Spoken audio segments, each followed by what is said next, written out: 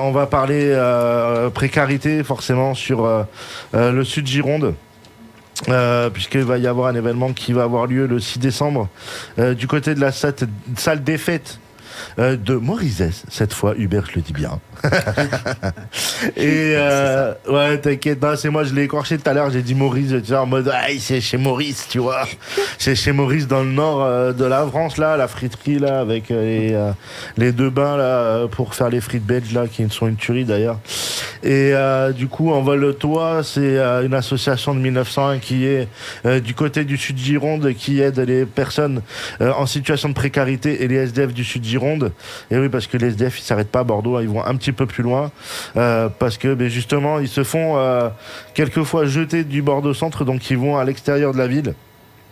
Et c'est comme ça que, en fait, si tu veux, on a plus ou moins analysé à travers les émissions, mais aussi à travers les maraudes qu'on a fait, puisque avec Elsa on se connaît depuis un moment, où la précarité s'arrêtait pas juste à la rue. En fait, c'est aussi des gens qui vivent dans des maisons qui se chauffent pas, où les maisons sont sous humidité, sont vraiment dans des situations très très très compliquées. Et donc il y a un concert de solidarité qui se fait le 6 décembre avec une table ronde à 19h qui est prévue donc à la salle des fêtes de Morizès, table ronde précarité et sans-abrisme en Sud-Gironde. Je vais pas réussir à parler aujourd'hui. Et à 20h30, tu auras le concert avec Onda Mania, Azélie et forcément la demoiselle que vous allez entendre au cours de cette émission, puisqu'on adore ce qu'elle fait musicalement parlant. Et est-ce que vous pouvez nous parler tous les deux, Hubert et Elsa, de l'association Envole-toi? Mais tout à fait. Donc, Envole-toi Sud-Gironde, c'est une association qui est née il y a 2 ans. Voilà, 2 ans pour essayer de faire des maraudes aussi en milieu rural, à la campagne. Et c'était important pour nous aussi de leur venir en aide parce qu'ils étaient, ils sont plus invisibles en fait. On les voit moins. Ils font pas la manche devant les magasins et ils sont dans les bois, ils sont dans des abris de fortune. Et du coup, on en parlait moins en fait dans le Sud-Gironde, en milieu rural. Mais ils existent. Et aujourd'hui, en fait, on va dire que 2 ans après, on en parle. Et parce qu'on en parle, aujourd'hui, on peut les appeler presque les indésirables. C'est-à-dire qu'aujourd'hui, ils font comme en ville, ils font aussi la manche devant les magasins. Et ces indésirables, il y a des collectivités qui ne les veulent plus dans leur ville, qui veulent les expulser. Et c'est vrai qu'aujourd'hui, on les appelle les indésirables et nous, on essaye. Donc, il y a 60 bénévoles. C'est énorme. Des habitants du territoire, des travailleurs sociaux, des soignants qui s'engagent en fait dans cette association justement pour essayer d'apporter des couvertures, des tentes et surtout distribuer des colis alimentaires. Voilà, dès qu'on nous appelle, dès que des habitants nous appellent, mais aussi les mairies nous appellent, les associations, pour essayer de trouver des solutions et les mettre à l'abri. Mais rafraîchis-moi la mémoire, la mairie Langon, elle est PS? Oui. Et l'Aréole? Et aussi. Et c'est eux qui rejettent les précaires? Pas que, c'est des petites communes aussi, parfois dans 200 habitants. Et puis il y a un SDF, une personne qui est sous tente, ou comme on a eu aussi une dame qui était dans les toilettes publiques. Voilà. Et là, la mairie nous appelle en fait en nous disant faut venir la chercher pour la mettre ailleurs. Voilà, pour s'en occuper. Alors nous, on y va avec les maraudes. On n'est pas là pour on ne veut pas faire des expulsions en fait organisées. On veut leur trouver des vraies solutions, des vrais hébergements temporaires et des logements durables. Donc ça prend du temps. Il faut que les personnes aient confiance, il faut qu'elles apprennent à nous connaître aussi. Et puis, quand elles ont besoin, qu'elles puissent nous appeler. C'est ça, c'est très très important qu'on soit reconnu aussi par ces personnes. Voilà. Ouais, parce qu'il faut qu'il y ait une confiance qui s'installe entre le ou la bénéficiaire et nous quand on fait une maraude. C'est-à-dire que on l'a vécu ensemble. Au début, quand tu fais des maraudes, les gens ils te regardent un peu du coin de l'œil, quitter. Est-ce que tu vas m'empoisonner? Est-ce que tu vas me donner des trucs périmés, etc.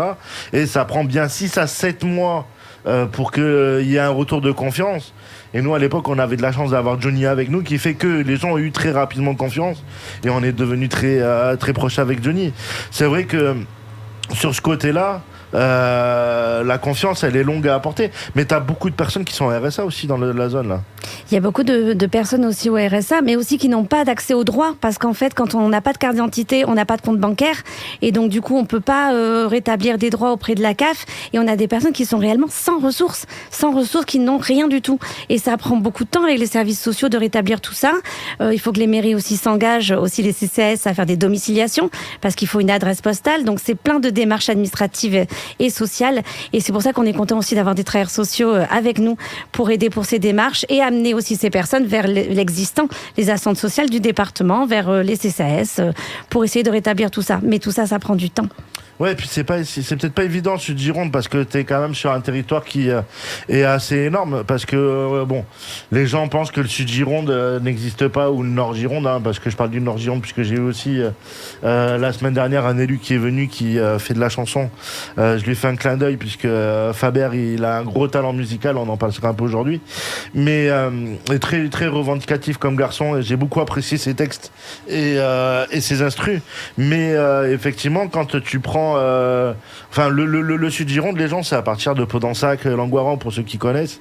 Alors je sais, je vais faire une aparté encore très ironique. Pour Bordeaux, la rive gauche, Podensac ce n'est pas qu'une zone touristique, hein, c'est aussi une zone où il y a des gens qui vivent à l'intérieur de cette ville, jusqu'à Langon, La Réole. D'ailleurs, il y a des jolies choses à aller voir, hein, par là-bas. Il y a des jolis châteaux, des villes médiévales aussi très sympas comme Rions. Enfin bref, il y a tout un tas de choses.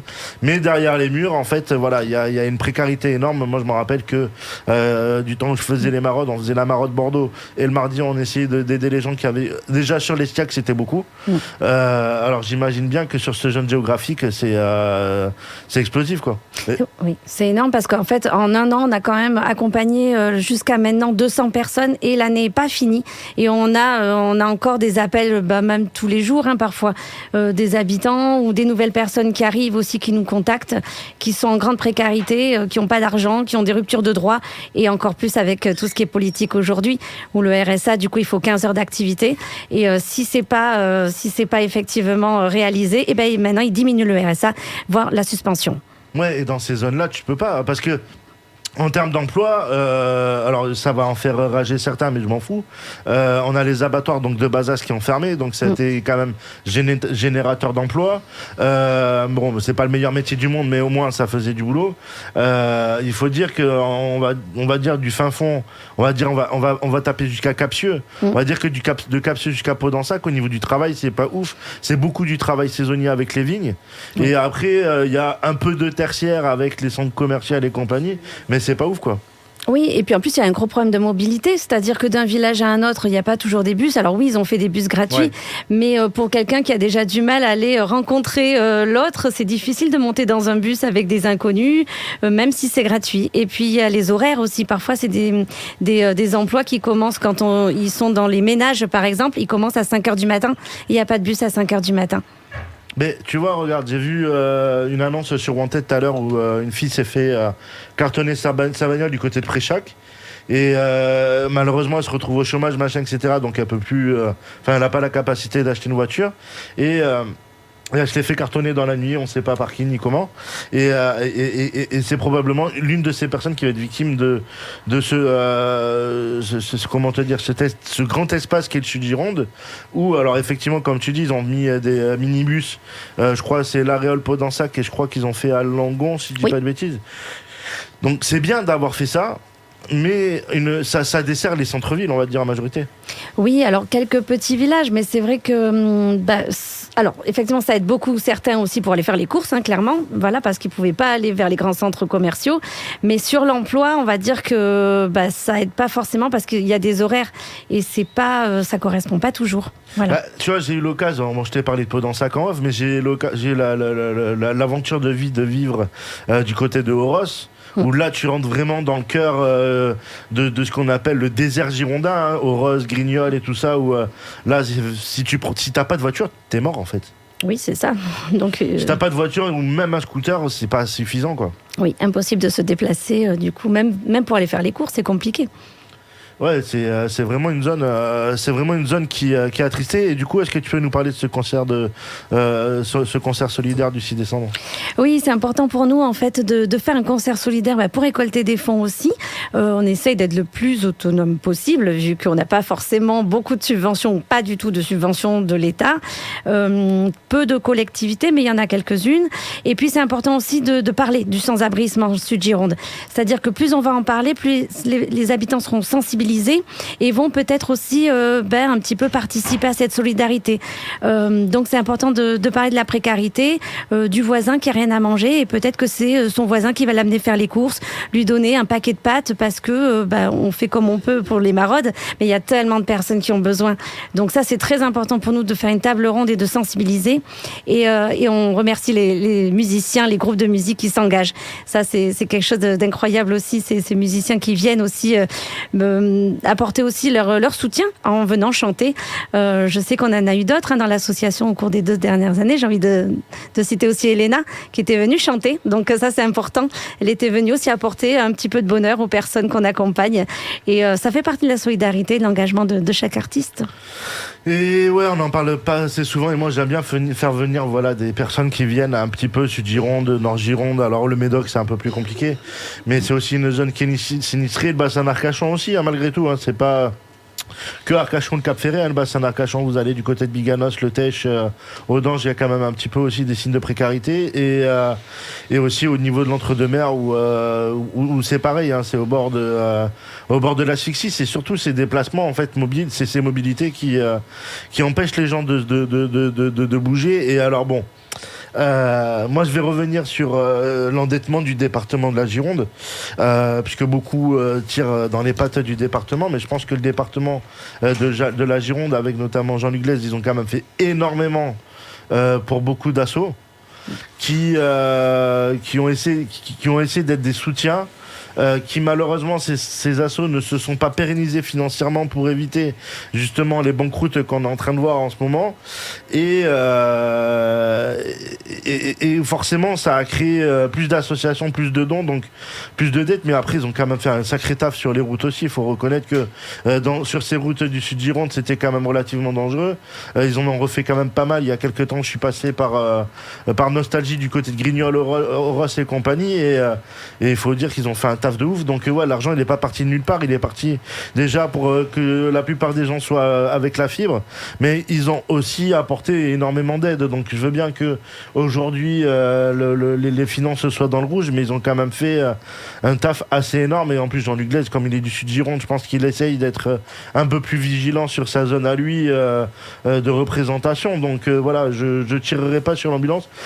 Par contre, tu vois, effectivement, Martine Jardinet, tu vois, je vais la citer, qui cite pour le reggae pour le festival du Sunska qui prend de haut les gens. Alors Martine Jardinet qui à l'époque a été plus ou moins responsable de Gironde Habitat, et quand on voit pour les précaires l'accessibilité dans les logements sociaux de Gironde Habitat, on comprend bien que cette personne n'a rien à faire à gauche d'un point de vue politique. Et alors quand elle se permet de prendre de haut les gens sur un festival qui se fait dans le Médoc, dans une zone comme le Sud-Gironde sinistré, qui permet certainement à de nombreux commerces de faire peut-être un peu de chiffres le temps de cet événement, peut-être les campings qui sont autour, machin, etc. Parce que les gens qui vont dans les festivals de ce style, ils consomment quand même local, ils vont pas prendre un sandwich qui va durcir tout au long de la route et qui va être dur comme de la pierre à l'arrivée. Donc c'est quand même des gens qui consomment. Et alors bon, même si je me suis fait un peu tirer dans les pattes tout à l'heure par rapport au festival de la baie d'Angoulême, c'est pareil, le festival de la baie d'Angoulême, c'est quand même, on change de département cette fois-ci, un événement qui a lieu tous les ans, qui draine du monde, etc. Alors ok, le management il est pourri, ok, il y a eu du harcèlement, tout ça, donc ces gens qui font des actes répréhensibles, on les dégage, on en met des neufs à la place et on maintient un événement qui sans doute permet aux commerçants d'Angoulême de vivre un peu mieux que bien. C'est-à-dire que Angoulême c'est connu pour la BD, le Médoc c'est connu pour le Sunska, donc non, Martine Jardinet, je suis pas d'accord avec toi. Il faut pas faire des pincettes sur la culture il y en a besoin. Et la culture musicale, on va laisser Elsa prendre la guitare et Gabriel, on va le laisser prendre le caron pour que l'on puisse découvrir un petit peu leur univers musical. Et Elana qui est juste derrière nous, à qui tu as fait un clin d'œil, qui est aussi une grande personne avec un grand cœur, on le sait très bien. Donc je vous laisse prendre les instruments et vous allez nous enchanter tout ça. Merci beaucoup. Alors Gabriel va s'installer au caron. Et Hubert qui filme depuis tout à l'heure.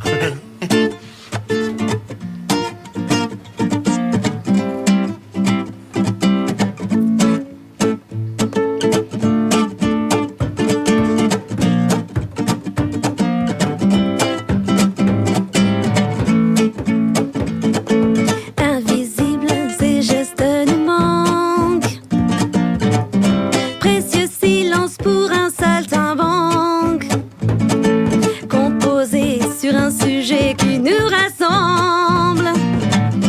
Une nouvelle chanson qui nous ressemble. Les cordes de ma guitare vont s'user et les oiseaux vont se pendre. J'entends déjà les buissons qui me demandent quand ces chants vont-ils cesser. Il nous reste l'écho de ta danse, comme un miroir fêlé par ton absence. Je pense maintenant, c'est une évidence, que notre amitié est une chance. Et quand j'entends le son de vos voix, je sens que ça frétille en moi. Et quand j'entends le son de vos voix, je sens que ça frétille en moi. Envie de partager avec toi la musique qui vibre et nous enivre. Nous partageons tout plein d'émotions et nous rêvons notre passion. Profitons d'une note frivole qui virevolte pour nous rendre plus folles. Enrichis sont tous les silences, si précieux pour rythmer